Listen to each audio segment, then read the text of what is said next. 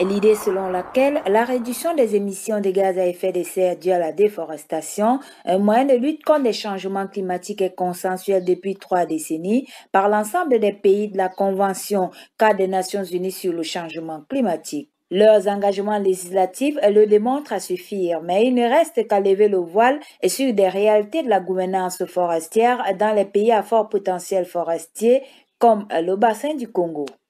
Vous avez observé, et un autre rôle de la forêt que j'ai oublié de dire, pourquoi ça existe de la musique. La forêt régule le climat. Les feuilles, bon, on appelle ça terre à terre, feuilles, mais son vrai nom c'est limbe. Les feuilles des forêts, les feuilles des arbres ont sur leur surface certaines cellules spécialisées que vous voyez à l'œil nu comme des traits comme ça, qu'on appelle des stomates. Des stomates. Ces cellules-là permettent de réguler le climat, oui. Mais parce qu'on coupe ces arbres, on détruit cela, le climat est déréglé. Et deuxième problème, ça va jouer sur la nourriture que nous devons manger. Le Cameroun, on a encore la chance qu'il y en a encore, mais on ne sait pas pendant combien de temps on en aura encore parce que les forêts sont détruites. Donc moi, je viens vous lancer un appel, vous et moi. C'est à vous et nous de prendre les textes de la gouvernance forestière de notre pays et de rappeler à notre administration que ici, là, nous devons vraiment les appliquer en contrôlant les exploitants. Les promesses de la gestion durable des forêts faites par la majeure partie des pays d'Afrique et dont les ambitions de performance économique sont tout aussi inscrites dans leur politique de développement nécessitent de répondre aux exigences des marchés internationaux du bois. C'est dans cette disposition que le Pulitzer Center s'investit à subventionner des reportages sur les sujets liés à la déforestation, la gouvernance dans les régions forestières d'Afrique et les changements climatiques. Pulitzer Center Afrique s'est engagé avec le réseau des journalistes pour l'application du plan d'action de Maputo dans la mobilisation des jeunes de professions diverses à l'effet de les sensibiliser sur les opportunités d'action et de mise en place des initiatives destinées à améliorer la gestion forestière dans le bassin du Congo. Ici à Douala au Cameroun, un atelier à l'intention des jeunes professionnels de divers secteurs d'activité âgés entre 25 et 45 ans s'est tenu ce 4 octobre 2023. Donc, il est question de leur dire si, oui, vous pouvez vous y engager, mais voilà comment vous pouvez vous engager. Voilà ce que c'est que la forêt du Cameroun. Elle vise justement à faire comprendre aux jeunes quel est le potentiel des forêts camerounaises et quelles sont les opportunités que ces forêts leur offrent. La jeunesse est une cible incontournable aujourd'hui. Peut-être elle se sous-estime, mais elle est une cible incontournable dans la prise de décision, dans la sensibilisation et autres. D'autre part, c'est cette jeunesse-là qui souffre du chômage. Avec un panel diversement représenté, il s'agit de faire connaître aux jeunes les contours de l'illégalité dans la chaîne d'approvisionnement du bois au Cameroun, les différentes opportunités dans le secteur forestier et les textes juridiques sur la gouvernance forestière. Avec un aspect très spécifique sur la criminalité environnementale et la protection des droits des peuples autochtones et des communautés locales. L'expertise juridique en place révèle que l'ignorance des dispositions juridiques par les populations est ce qui nourrit la fraude dans l'approvisionnement du bois au Cameroun. Une enquête du journal Le Monde et Info Congo, publiée en juin 2023, révèle que des dizaines de trafiquants de bois, conducteurs de grumes illégales traversent le quartier Emana à Yaoundé toutes les nuits une fois 22 heures arrivées. En provenance des régions forestières du sud, de l'est et du centre, ce bois illégal s'achemine vers les scieries appartenant aux autorités politiques malgré la présence des postes de contrôle de la gendarmerie, des douanes et des agents du ministère des Forêts. Un cas similaire s'observe avec le bois de rose partant du nord Cameroun vers le Nigeria voisin de manière frauduleuse. C'est un bois qui a été exploité illégalement pendant des années, notamment dans les villages frontaliers avec le Nigeria, au nord du Cameroun. J'ai mené une enquête là-dessus et tout a commencé par une vidéo qui présentait des populations qui se posaient la question de savoir où va le bois qui est notamment coupé par des inconnus dans leur village. Et je me suis aussi posé la même question, mais moi j'ai décidé d'y apporter une réponse. C'est comme ça que j'ai commencé à enquêter. J'ai découvert que les trafiquants partaient du Nigeria pour venir couper ce type de bois au Cameroun. Pourquoi ils venaient? Parce que ce type de bois est très précieux. C'est un bois qui est utilisé pour la fabrication des meubles de luxe en Chine notamment, les crousses de fusils. Et il est très cher, il est très coûteux pour ces trafiquants. Ils se font beaucoup d'argent avec ce bois. Et lorsqu'ils venaient dans des villages au nord du Cameroun, ils donnaient un peu d'argent aux chefs traditionnels et à certaines autorités locales.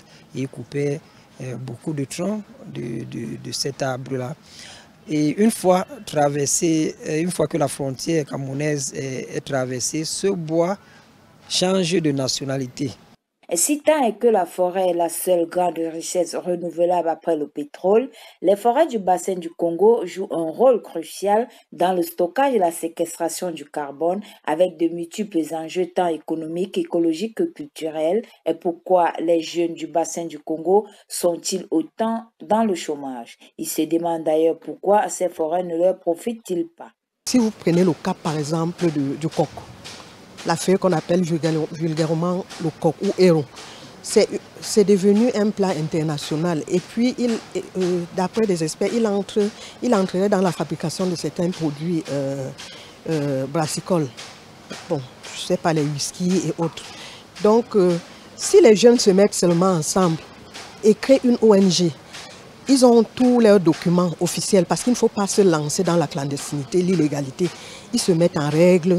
Je pense qu'ils peuvent faire beaucoup de choses, s'auto-employer et employer d'autres personnes dans ce secteur-là. Est-ce que vous avez pensé, par exemple, à faire des sensibilisations sur l'accaparement des terres? J'imagine un propriétaire de maison, dans sa maison, il a sa cour. Et puis, dans sa cour, il a planté son manguier, son papayer, son cocotier. En fait, il a un peu pas mal d'arbres. Et par ailleurs, il est également un lisier. Il peut exploiter du bois pour fabriquer peut-être des instruments de musique, de la batterie, des meubles, tout ça. J'aimerais savoir si ce dernier décide d'exploiter ces arbres. Est-ce qu'il est le fait de façon illégale ou alors c'est légal?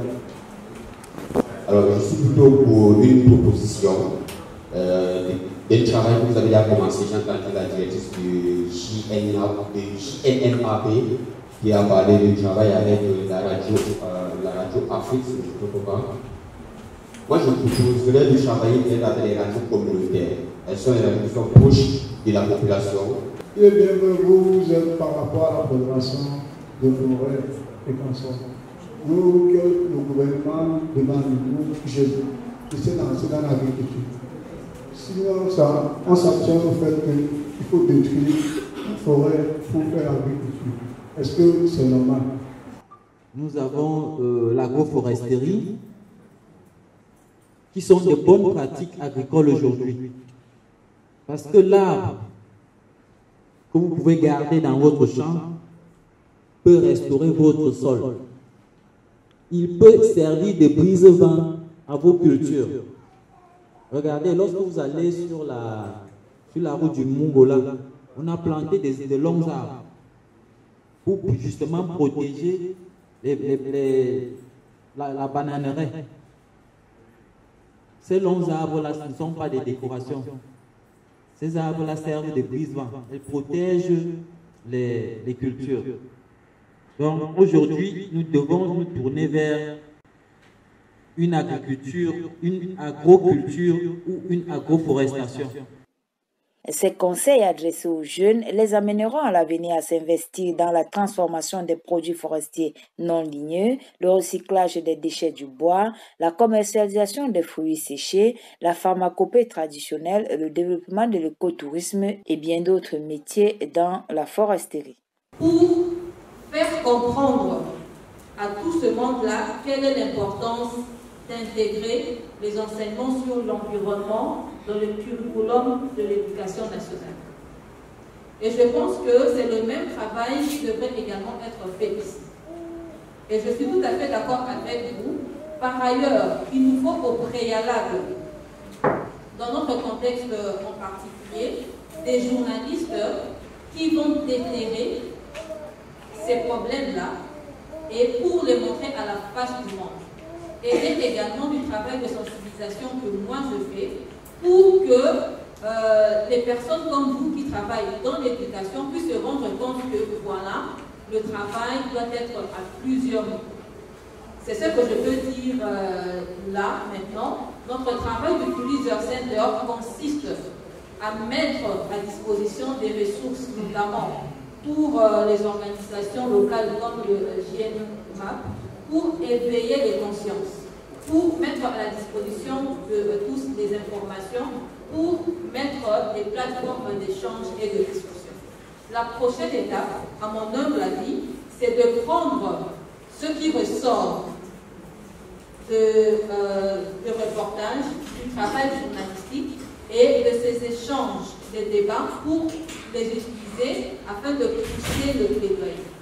Après la mobilisation de Douala, le Pulitzer Center entend certainement étendre le programme de sensibilisation vers d'autres circuits de l'information. En tout cas, les perspectives sont diverses. Donner des financements aux journalistes pour qu'ils puissent réaliser des reportages sur les thématiques que l'on retrouve le moins possible dans les médias afin de sensibiliser le plus possible sur les enjeux cruciaux de notre monde que malheureusement, pour la plupart, on retrouve peu, on les retrouve peu exploités dans les médias internationaux. Ensuite, nous portons ces questions auprès d'une audience beaucoup plus large. Nous organisons des discussions afin que cette audience puisse être inspirée à agir. L'action peut être d'en se diriger dans une carrière favorable à un changement, d'inspirer la société civile ou encore d'inspirer l'entrepreneuriat dans le sens d'inspirer un changement positif qui bénéficiera au peuple de ce monde. Espérons que ces actions engagées par le Pulitzer Center influencent véritablement la jeunesse, facteur clé pour le changement, puis va inverser la donne dans la gouvernance forestière au Cameroun.